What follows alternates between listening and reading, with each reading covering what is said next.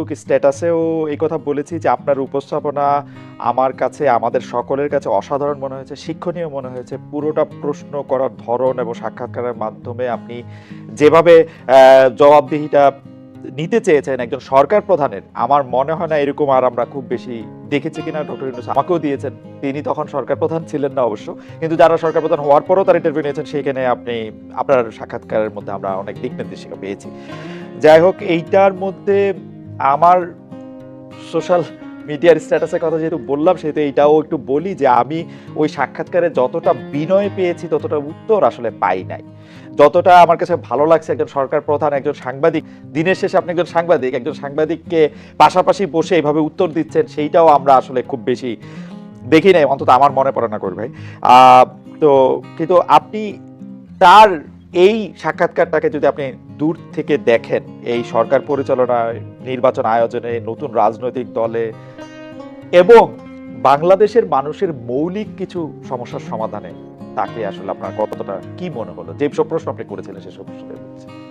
এটা দুটো পার্ট। প্রথমে ইন্টারভিউটা ভালো হয়েছে বলেছেন, আপনার হলো দয়ালু এই মন্তব্যের জন্য ধন্যবাদ। আমি যেমন জাস্ট পেশাগত কাজ করেছি, কিন্তু আমি এখানে অধ্যাপক ইউনূস সাহেবকেও অনেক ধন্যবাদ দিব, কারণ তিনি তো এই জটিল এবং প্রশ্নগুলির উত্তর দিয়েছেন। আমরা এর আগে 15 বছর ধরে একজন প্রধানমন্ত্রীকে দেখেছি, ওনাকে তো কোনো অধ্যাপক ইউনূস রেগে যাননি। ফলে এই ইন্টারভিউটা যদি আপনাদের পছন্দ হয়ে থাকে, সেটার জন্য তারও কৃতিত্ব কম নয়।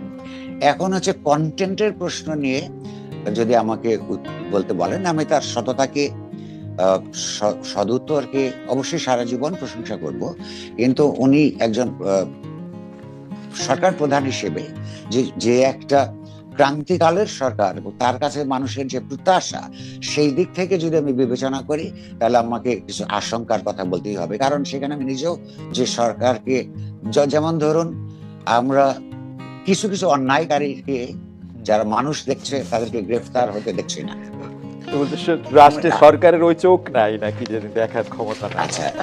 আচ্ছা, এখন যেই সরকারের চোখ অস্বচ্ছ, সেই অস্বচ্ছ চোখ দিয়ে তো আপনার এই সরকার যেই ভূমিকার জন্য মনোনীত হয়েছেন, সেই সরকারের স্বচ্ছতা অপরাপর যে কোনো কারণ হচ্ছে উনি খালি রুটিন কাজ হিসেবে প্রতিদিনের যে দায়িত্ব সেটাই পালন করবেন না।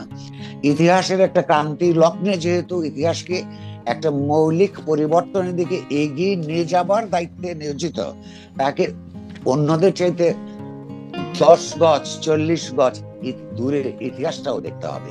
কি পদক্ষেপ এখন গ্রহণ, 5 বছর 10 বছরের মধ্যে একটা স্বৈরতান্ত্রিক ব্যবস্থা ফিরে আসতে পারবে না, সেইটাও কিন্তু তার কল্পনার মধ্যে, তার চিন্তার মধ্যে, মননের মধ্যে দেখতে হবে। সে যদি দেখতে না পান, তাহলে কিন্তু তার কাছে যে আকাঙ্ক্ষা, এমনকি তিনি নিজে যেটা বিশ্বাস করেন বাংলাদেশটা যেমন হওয়া দরকার, সেইটাও কিন্তু বাস্তবায়ন হবে না।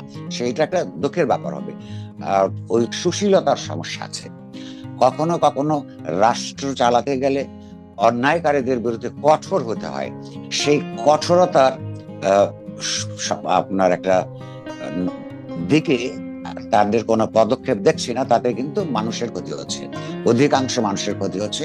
এইটা যদি তারা উপলব্ধি করেন এবং স্বচ্ছতা আনানোর জন্য নিজেরা চিন্তাশীল হন, দৃষ্টির, রাজনৈতিক দৃষ্টির, অর্থনৈতিক দৃষ্টির, সবচেয়ে বাংলাদেশের স্বাধীনতা যুদ্ধের যে মৌল চেতনা, একটা সমতা ভিত্তিক সমাজ, অর্থনীতি, সমাজে ন্যায় প্রতিষ্ঠা, মানুষের নাগরিক মর্যাদা প্রতিষ্ঠা, এগুলোর কথা মনে রেখে সেই স্বাধীনতা সংগ্রামের ধারাবাহিকতায় সেইগুলো প্রস্তাব বাস্তবায়নের জন্যই এই দেশে বারবার সংগ্রাম হয়েছে। তার মধ্যে